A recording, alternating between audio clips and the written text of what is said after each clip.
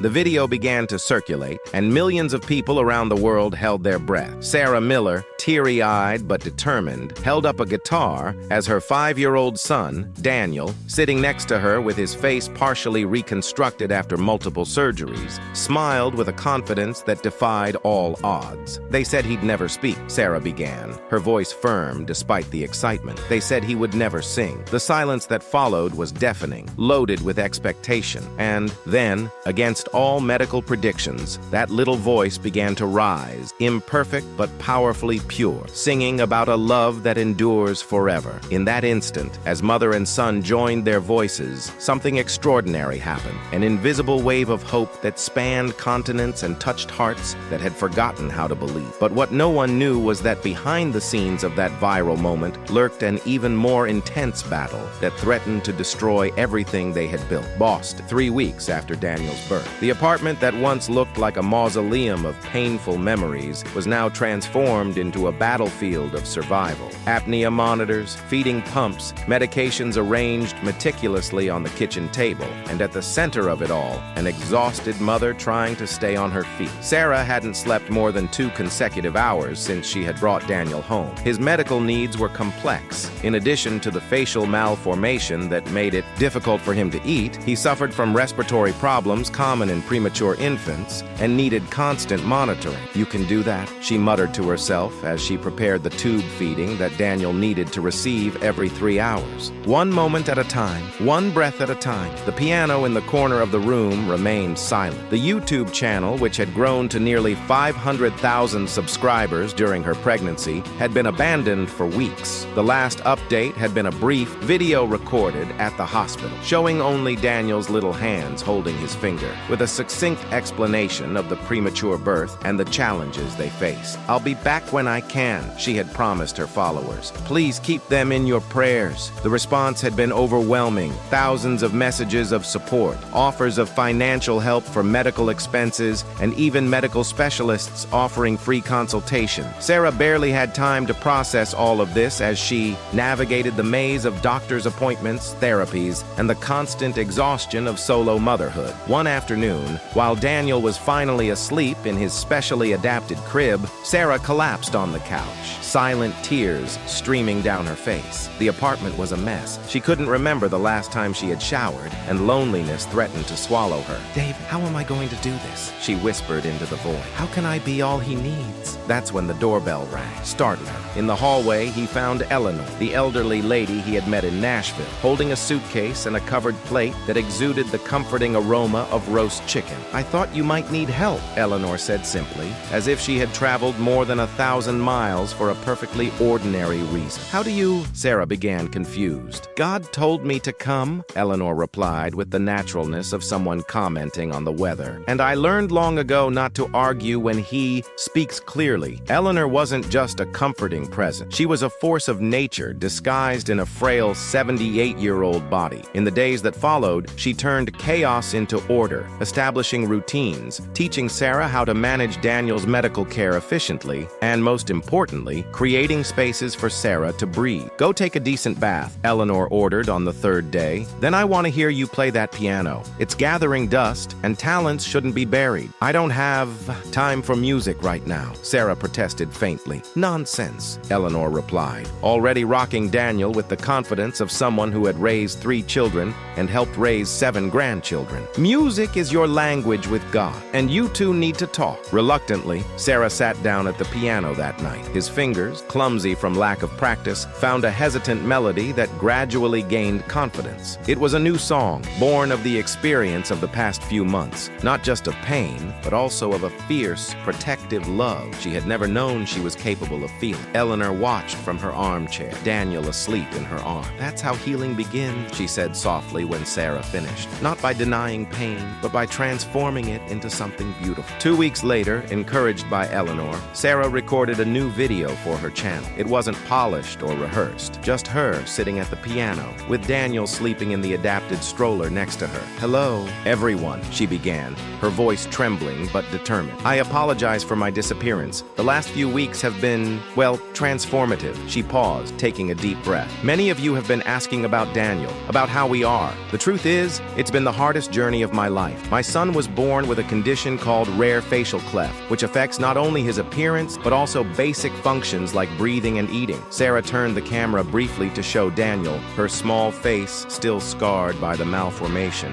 despite the first corrective surgery that had ever been performed. "Some days, I can barely get out of bed. Some days, I question why God allowed this challenge when we had already lost so much." Her voice broke, but she kept going. "But then, I look at this little warrior, I see how he struggles for every breath, how he clings to life with a determination that shames me, and I find strength I didn't know I possessed." Sarah then played the new song she had composed, "Forever Yours," a melody that spoke of finding God's presence not in the moments of joy, but in the darkest nights, in the deepest challenges, in the seemingly impossible battles. "If this song touched your heart, please subscribe to the channel and turn on notifications," she concluded, tears now flowing freely. "And if you're facing your own impossible storm today, know that you're not alone. We're in this together, one day at a time, one breath at a time." The video, in its raw honesty and vulnerability, went viral in a matter of hours. It was shared by celebrities, pastors, doctors, and ordinary people who identified with Sarah's struggle. Within a week, his channel jumped to over 1 million subscribers. But most surprising were the messages that started coming in, not just from sympathy, but from parents of children with similar conditions, medical specialists offering consultation, and organizations dedicated to helping families of children with disability. "You have given voice to what we feel," wrote a mother from Australia. "You showed our reality without pity or sensationalism. Thank you for making us visible." 6 months passed, with the help of Eleanor, who decided to stay in Boston. "My home is where I am needed," she declared when Sarah questioned her plans. And the unexpected support of her online community, Sarah was able to not only survive, but begin to rebuild her life. Daniel had undergone 2 additional surgeries, with promising results. There was still a long way to go, years of procedures, talking therapies, possible complications, but doctors were optimistic. Sarah had returned to college part-time, taking Daniel with her when possible. His students, far from being bothered by the occasional presence of the baby, had become fervent protectors of the little one, and her YouTube channel had grown into something much bigger than she had ever imagined. It was no longer just about music or his personal journey. It had become a beacon for families facing medical challenges, grief, and crises of faith. "I think we should make this official," Eleanor suggested one evening, as they reviewed emails from families asking for guidance on medical and financial resources. "Turn this into a real foundation." "A foundation?" Sarah repeated in surprise. "I don't know anything about running an organization, but you know what it's like to be at rock bottom and find a way back," Eleanor replied. "And there are thousands of people out there who need someone who has already walked that path to show them that it is possible." Thus was born the Notes of Hope Foundation, dedicated to supporting families of children with facial malformations and other complex medical needs. With the help of professionals who volunteered, Sarah established financial assistance programs for surgeries, online support groups, and even a therapeutic music studio. "If you're watching us for the first time, please subscribe to the channel and turn on notifications," became her mantra at the end of each weekly video, where she not only shared music, but also interviewed experts, other families, and offered practical resources. Together, we are building a community where no one has to face these battles alone. Daniel was 2 years old when the crisis hit. After a particularly complex surgery to reconstruct part of his palate, he developed a severe infection that quickly spread to his bloodstream. Sarah was recording a video in the small studio she had set up in the extra room of the new apartment they had been able to rent closer to the hospital when she got the call. "Mrs. Miller, you must come immediately. Daniel is in sepsis." The next 72 hours were a blur of terror. Daniel, connected to ventilators and antibiotic pumps, was fighting for his life in the pediatric ICU. Sarah didn't leave his side, sleeping in an uncomfortable chair chair, refusing to go home even when Eleanor insisted she needed rest. "I can't miss it either," she whispered to Eleanor during a brief coffee break in the hospital hallway. "I wouldn't survive that." "You're stronger than you think," Eleanor replied, holding her hand. "But you don't have to be strong alone. There are hundreds of thousands of people praying for you two right now." It was true. When news of Daniel's hospitalization spread through a brief update posted by the foundation's staff, a groundswell of support flooded social media. Orações, Para Daniel has become a trending topic in several countries. Churches organized prayer vigils. Celebrities shared the story. On the third night, as the doctors were already beginning to prepare Sarah for the possibility that Daniel might not survive, she found herself alone in the room with her son. The monitors beeped, the machines buzzed, and Daniel's small body seemed so fragile among all those tubes and wires. Sarah did something she hadn't done in a long time. She knelt by her bed and prayed with total abandon. "God, I know I have no right to negotiate with you," she whispered, holding Daniel's inert little hand. "I know that your ways are higher than mine, but please, please, if it be thy will, let him stay. And if it's not,"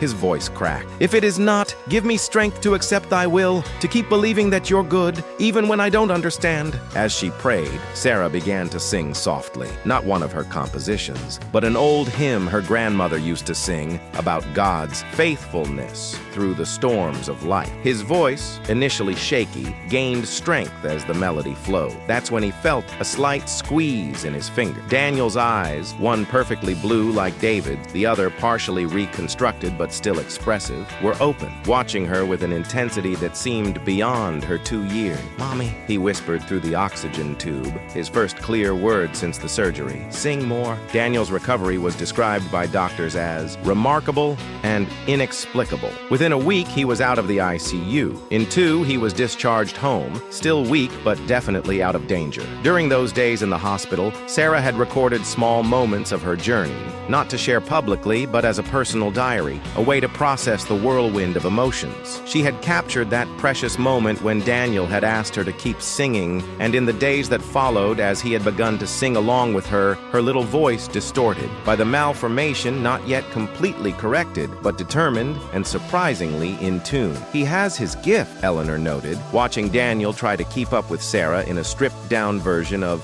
Forever Yours. "Music is in his blood." After much thought and consultation with the foundation team, Sarah decided to share an edited video of those moments, along with an update on Daniel's condition and a heartfelt thank you for the support received. "I never planned for Daniel to become a public part of this journey," she explained in the video. "I've always wanted to protect him, to give him the choice of how and when to share his story, but something happened during those days in the hospital that changed my perspective." The video showed Daniel singing with her, his expression radiant despite the tubes and monitors, his voice imperfect but full of joy. "I realized that hiding Daniel from the world would not only deprive him of valuable connections, but it would deprive the world of the light he brings. Its difference is not something to be hidden. It is part of what makes it extraordinary." The video became the most viral in the channel's history, reaching 50 million views in a week. It has been shared by national television programs, translated into dozens of languages, and even projected in Times Square by an anonymous benefactor. "Subscribe to the channel and turn on notifications to follow our journey," Sarah concluded the video. "And remember, the scars we carry are not marks of shame, but medals of battles that have made us who we are." Daniel had just turned 3 when Sarah received the invitation that would change their lives again. A renowned Christian record label wanted to produce an album of her songwriting and sponsor a nationwide tour to raise awareness of facial differences and inclusion. "I don't know if I'm ready for this," Sarah confessed to Eleanor as they discussed the proposal in the kitchen of her apartment. Daniel played on the living room carpet, building a tower of blocks with intense concentration, his face now significantly reconstructed after 5 surgeries, though still visibly different. Exposing Daniel to crowds, to constant attention, "Ask him," Eleanor suggested, indicating the boy with a gesture. "He's young, but he understands more than we realize." Sarah knelt next to her son. "Danny, how would you feel if we traveled around the country, met a lot of different people, and Mom sang in big places?" Daniel looked at her, his head tilting slightly to the side in a gesture he had inherited from David. "Can I sing too?" he asked, his speech still slightly affected by the malformation, but perfectly understandable after months of intensive care. "Do you want to sing on stage, in front of many people?" Daniel nodded enthusiastically. "Like in the video video to help other kids like me. Sarah felt her heart swell with pride and love. By the age of 3, her son understood the concept of using his own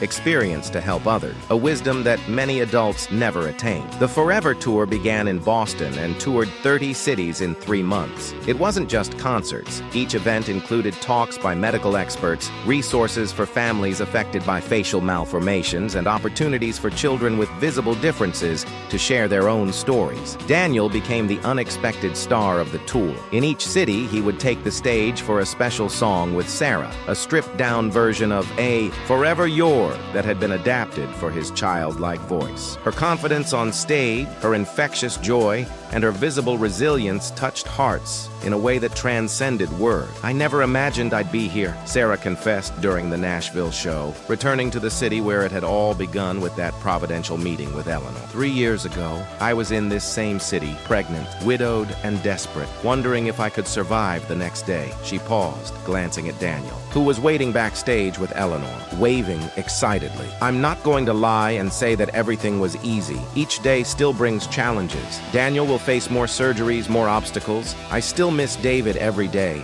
I still have unanswered questions, but I learned that faith doesn't mean the absence of doubts. It means trusting even when the doubts seem deafening." It was during an event in Los Angeles, almost at the end of the tour, that the confrontation took place. Sarah had just finished her performance, and Daniel had delighted the audience with his special performance. As they greeted families in the theater lobby, a man approached them, his face contorted into a disapproving expression. "How can you exploit your child's deformity like this?" he questioned aloud, attracting the attention of everyone around. "Using it to gain fame and money? This is child abuse." The lobby instantly fell silent. Sarah felt like she had been punched in the stomach. Those words voiced her own secret fear, the doubts that occasionally haunted her on sleepless nights. Was she doing the right thing by exposing Daniel in this way? Before he could answer, he felt a small hand squeezing his. Daniel looked at the man with a surprisingly calm expression for a 3-year-old. "My face is different," he said clearly, his childlike voice echoing in the silent lobby. "But it's okay. We help other children not to be afraid." The man seemed disconcerted by the child's direct response. He mumbled something inaudible and quickly walked away. Later, in the hotel room, as she put Daniel to sleep, Sarah couldn't stop thinking about the incident. "Do you think I'm wrong, Eleanor?" she asked the elderly woman who had practically become part of the family, accompanying them throughout the tour. "Am I exposing Daniel too much? Using your condition?" Eleanor considered the question for a moment, her wrinkled hands absent-mindedly smoothing the bedspread. "When my son died," she said, "finally, a lot of people told me not to talk about it, to keep my pain, to move on, as if hiding the tragedy made it less real." She paused, her distant eyes on old memories. "But the silence only added to my suffering. It was only when I started sharing openly, using my experience to help other grieving mothers, that I began to find some sense in what had happened." She looked at Daniel,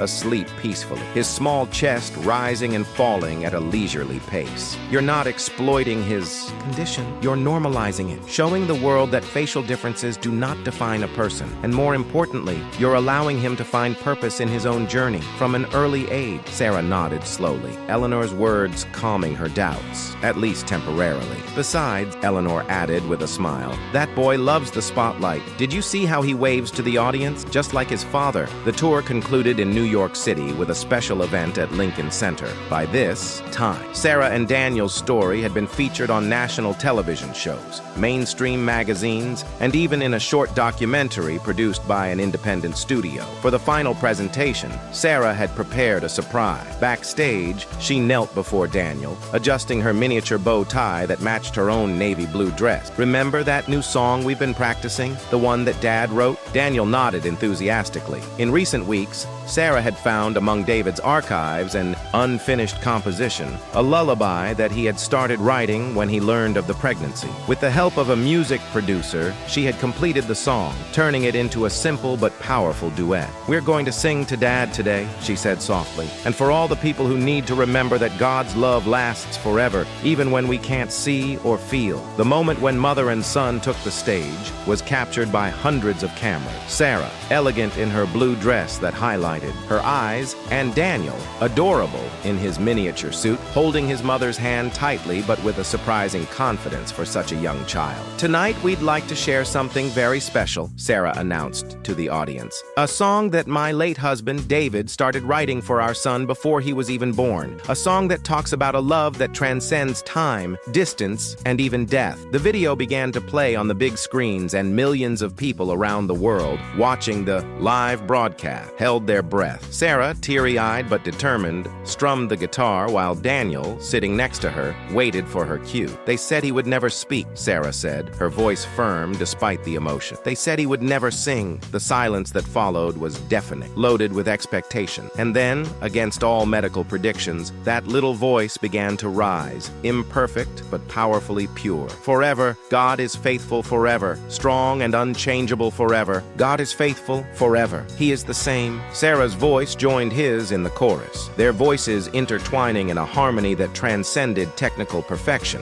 It was the harmony of two souls who had gone through the fire together and emerged transformed but not destroyed. When the music ended, there was not a dry eye in the theater. The audience rose to its feet in a spontaneous ovation that lasted several minutes. Daniel, absorbing the reaction, made a small bow that provoked smiles and more applause. "If this moment touched your heart," Sarah said when the audience finally calmed down, "please share it. Subscribe to our channel, turn on notifications, and join us in this mission to turn scars into guiding stars for others who are lost in darkness." The video of that performance became the most shared video of the year, not only in Christian circles, but on secular platforms, news programs, and even on big screens in airports and public squares around the world. 5 years have passed since that night at Lincoln Center. Daniel, now 8 years old, had undergone 3 more reconstructive surgeries, each improving his appearance and functionality, though his facial difference was still visible, something he now embraced as part of his unique identity. The Notes of Hope Foundation had expanded to 5 countries, providing support to thousands of families affected by facial malformations and other complex medical conditions. Sarah divided her time between the YAO, administration of the foundation, occasional tours, and her most important role, being Daniel's mother. Eleanor, now 83 but still surprisingly energetic, remained a constant presence in their lives, the grandmother Daniel would never have known otherwise. On a quiet autumn afternoon, while Daniel was practicing piano in the living room, he had inherited the musical talent of both parents and was already composing his own simple melodies. Sarah found herself flipping through an old photo album, images of David smiling from his marriage, from the early days of their relationship. "I miss you every day," she whispered to David's favorite photograph, playing the piano in his first apartment. "But I see you in every smile he smiles, in every note he plays." Daniel interrupted his practice and came to sit next to her on the couch, curious about what she was looking at. "Is that Daddy?" he asked, studying the photograph with interest. Although he had never met David in person, he had grown up listening to stories, watching videos, feeling connected to his father through the music and memories Sarah shared constantly. "Yes," she replied, wrapping her arm around her son's shoulders. "He'd be very proud of you, you know?" Daniel nodded thoughtfully. "I think he still does," he said simply. "He's just watching us from a different place now." Sarah felt tears in her eyes, not tears of devastating sadness as before, but of sweet melancholy mixed with deep gratitude. "Do you know what else I've learned in all these years?" she asked, stroking Daniel's hair, so similar to David. "What?" "That forever isn't just about how long something lasts. It's about depth. Some people live for decades without ever experiencing the kind of love that their father and I share, the kind of love I feel for you, the kind of love that God has for all of us." Daniel considered this for a moment, his expression serious beyond his years. "Is that why we help other people? To show that love?" "Exactly," Sarah smiled, marveling at her son's wisdom. "Because God's love is forever, and when we share that love with others, we become part of that forever." That night, while preparing the next video for the channel, now with over 10 million subscribers, Sarah included a special message. "5 years ago, I was at rock bottom, questioning whether I could survive another day. Today, I don't have all the answers. I still face challenges. I still miss it. I still have days when the pain feels unbearable. But I have found that God's faithfulness is not in the absence of storms, but in his constant presence through them. She paused, adjusting the camera to include the photograph of David she kept on the piano. If you're watching this and feeling overwhelmed by your own storm, I want you to know that you're not alone, that his story does not end in the most painful chapter, that there is purpose even in the deepest scar, and that love, true love, really is forever. Don't forget to subscribe to the channel and turn on notifications to continue following our journey. And remember, the most beautiful notes are often born from the instruments that have been most deeply wounded. When Daniel turned 10, after his 7th and most complex reconstructive surgery, Sarah received an invitation she had never imagined to present at the United Nations General Assembly at a special event on inclusion and the rights of people with visible differences. They want me to tell you about our journey, she explained to Daniel as they dined, Eleanor serving the salad she grew in her small community garden. And they would like you to participate too, if you feel comfortable. Daniel, now an articulate and confident boy, despite his still visibly different appearance, considered the proposal with the seriousness that characterized his decision. Will there be children from other countries there? Kids like me? Yes, Sarah confirmed. Representatives of organizations from all over the world will be present, kids with all kinds of differences. Then we need to go, he decided, as if it were the world's most obvious conclusion. They need to know that they are not alone. The event at the UN was broadcast globally. Sarah, now a seasoned speaker after years of advocacy, shared her story with eloquence and controlled emotion. But it was when Daniel took the stage that the real impact was felt. My name is Daniel David Miller, he began, his clear, confident voice echoing through the room. I was born with a condition called rare facial cleft. I've had 7 surgeries, and I'll probably have a few more ahead of me. He paused, looking directly at the camera that was broadcasting the event to millions of people around the world. But that's not all I am. I'm a pianist, a composer, a student, a friend, a son, and today I want to talk to other children who may feel different or excluded. Daniel then shared, with surprising maturity for his 10 years, how he had faced bullying at school, prying eyes in public, and even cruel comments online, but also how he had found true friend, inspiring mentor, and a global community through the foundation's work. My mom always tells me that our scars tell our story, he concluded. They show that we were injured, but also that we survived, that we are stronger than what tried to bring us down. When he finished his speech, the entire assembly rose to its feet in a spontaneous ovation. Delegates from countries around the world, many visibly moved, applauded the boy who spoke so wisely about acceptance and resilience. Backstage, Sarah hugged her son with overflowing pride. Your dad would be so proud of you, she whispered. I know, Daniel replied with a confident smile. He is. International success brought new challenge. As adolescence approached,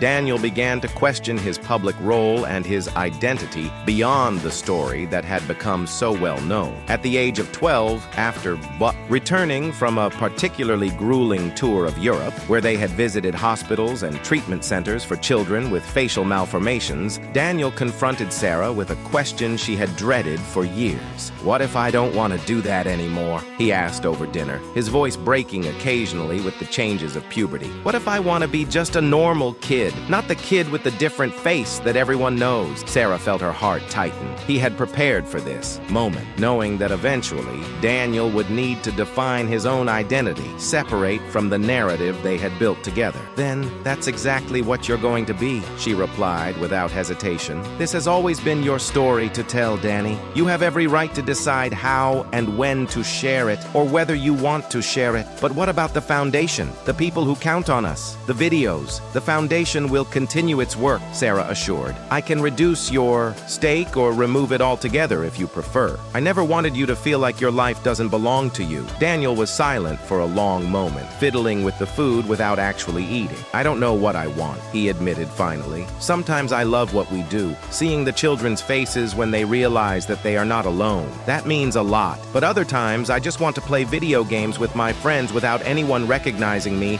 or asking about my surgeries. It's perfectly understandable, interjected Eleanor, who at 85 still kept her mind sharp and her wisdom accessible. You're growing up, discovering who you are beyond the story that the world knows. This is healthy and necessary. Over the next few months, Sarah worked with Daniel to redefine redefine the boundaries of his public participation. He decided to take a break from events and videos, focusing on his education and developing his musical skills in a more private setting. Sarah respected his decision, explaining to followers that Daniel was taking time off to focus on being a normal teenager, an explanation that was met with support and understanding by the vast majority of his online community. If you've been following our journey for a while, please continue to be subscribed to the channel and have notifications enabled, she explained in a heartfelt video. We are entering a new phase, respecting Daniel's privacy as he navigates adolescence. The foundation will continue its work, and I will continue to share resources and stories, but always prioritizing my son's well-being and autonomy. Daniel was 14 years old when the event that redefined his journey happened. During a summer camp for teenagers with facial differences, a program the foundation had established years earlier, he met Sophia, a 13-year-old girl with a condition similar to his own. Unlike Daniel, who had had access to the best medical care since birth, Sophia came from an immigrant family with limited resources. Her condition had been minimally treated, and she faced significant difficulties with speech and eating, in addition to the severe bullying she suffered at school. During a bonfire on the last night of the camp, the teens were invited to share their story. When it was Sophia's turn, she spoke with difficulty through her untreated malformation, but with a courage that impressed everyone. Before I came to this camp, I wanted to disappear, she admitted, her voice hard to understand for anyone not used to her speech pattern. I thought it would be better for everyone if I just didn't exist anymore. A heavy silence fell over the group. The camp counselor moved discreetly closer, worried about the direction of the conversation. Then one night, I found a video online, Sophia continued. It was a boy with a face similar to mine, singing with his mother. He looked so happy, so confident, as if his different face was just a part of him, not all that he was. She looked directly at Daniel, who was sitting on the other side of the fire. It was you. I watched that video hundreds of times. I showed it to my parents. It was because of that video that they finally sought help, found their mother's foundation, and got the resources to bring me here. Daniel felt something change within him in that moment, a deep understanding that the story that sometimes bothered him, the exposure that occasionally made him feel like a circus attraction, had literally saved someone's life. That night, he called Sarah. "Mom," he said, his voice choked with emotion. "I think I understood something important." He shared Sophia's story and how that moment had clarified something he had been struggling to understand. "I don't want to be defined just by my face or our story," he explained. "But I also don't want to deny the impact we can have. I think I want to find a balance." At the age of 15, after almost 3 years away from the spotlight, Daniel decided to return to the stage, but on his own terms. He had become an accomplished pianist and composer, creating instrumental music that expressed emotions that words could not capture. "I want to do a benefit concert," he proposed during a meeting of the foundation's board of directors, where he now held a seat as a youth representative. Not as the kid with the different face, but as a musician who happens to have a facial difference. "And I want all the proceeds to go to surgeries for children like Sophia, who don't have access to the care I had." The concert was held at the same Lincoln Center where years earlier he had sung with Sarah in that viral performance. But this time, Daniel was alone at the piano, playing original compositions he had created over the years. Sarah watched from the sidelines, silent tears streaming down her face as her son, now almost a man, commanded the stage with a presence that was so reminiscent of David's that it was almost painful. At intermission, she met Eleanor backstage, the elderly woman now in a wheelchair, but with eyes as lively and discerning as ever. "He found his way," Eleanor remarked. "Not the path you envisioned for him, nor the path the world expected, but his path." "Yes," Sarah agreed, watching Daniel chat animatedly with some guest musicians. "And I think David would be prouder of that than anything else, that he had the courage to define his own journey." After the intermission, Daniel returned to the stage for the second part of the concert. But before continuing with his compositions, he did something unexpected. He invited Sarah to join him. "Many of you know my mother and our story," he told the audience. "Some of you have followed our journey from the beginning. Others may be getting to know us for the first time today." Sarah took the stage, surprised and thrilled by the unrehearsed invitation. "When I was younger, I sometimes resented the attention our story attracted," Daniel continued, honest. honest. I wanted to be known for my own achievements, not for the condition I was born with or for my mother's inspiring resilience." He paused, looking at Sarah with a smile that lit up her asymmetrical face in a way that no surgery could replicate. But over time, I realized something important. Our stories don't limit us. They connect us. Every scar, every challenge, every moment of despair, and every unexpected triumph makes us who we are. And when we share those stories, we create bridges that others can cross in their darkest moments. Daniel then turned to the piano, placing his fingers on the keys. "This is a composition that I created recently, inspired by a song that my father wrote before I was born. It's called Forever Through Time." As he played, images began to appear on the screen behind him. Photographs of his journey, from being a baby in the hospital, through the various surgeries, the viral moments, the challenges, the victories. The last image was a recent photograph of Daniel with Sophia and other teenagers from the camp, all smiling confidently despite their visible differences. When the song ended, the audience rose to its feet in an ovation that seemed to have no end. Daniel, with tears in his eyes but a beaming smile, bowed and then hugged Sarah on stage. "If this song touched your heart," he said when the audience finally calmed down, "please subscribe to the Foundation's channel and turn on notifications, not just to follow our story, but the stories of thousands of families around the world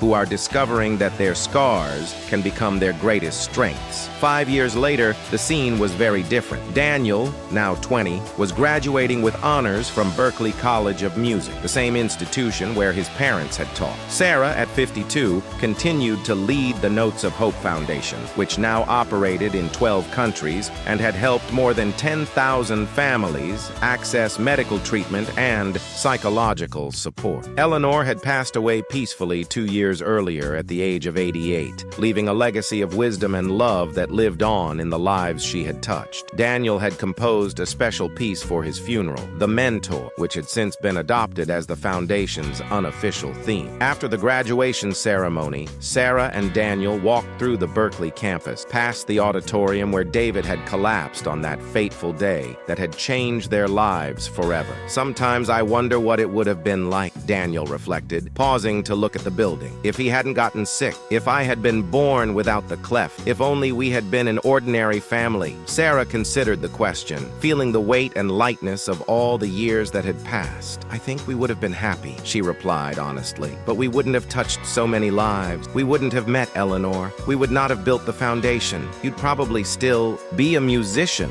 It's in your blood, but your music might not carry the same depth." Daniel nodded thoughtfully. "Do you know what impresses me the most? How something so painful can, over time, turn into something so meaningful. Not that the pain disappears completely." "She doesn't disappear," Sarah agreed. "It just finds its proper place in the larger story, like a dissonant note that eventually resolves into a more complex and rich harmony." They continued walking in comfortable silence until they came to a small garden where a bench had been dedicated to David's memory. It was a quiet place where Sarah had often come to reflect on the years since she had started teaching again at Berklee. "I have something to tell you," Daniel said as they sat down. "I received a proposal to compose the soundtrack for a documentary about children with facial differences around the world. They want me to travel to various countries, meeting these children and creating music inspired by their stories." Sarah felt a surge of pride and a twinge of maternal concern. "That sounds perfect for you." "There's more," Daniel continued, a smile spreading across his face. "They want you to come too, to interview the families, share our experience, connect these people with the foundation. A new journey together," Sarah reflected, smiling at her son. No longer the frail baby that doctors feared would not survive. No longer the child whose voice they doubted would ever be heard, but a confident, compassionate young man who had turned his challenges into purpose. "A new journey," Daniel agreed, "but with the same theme that has always guided us. Forever," Sarah added, knowing exactly what he meant. That night, Sarah recorded a video for the Foundation's channel,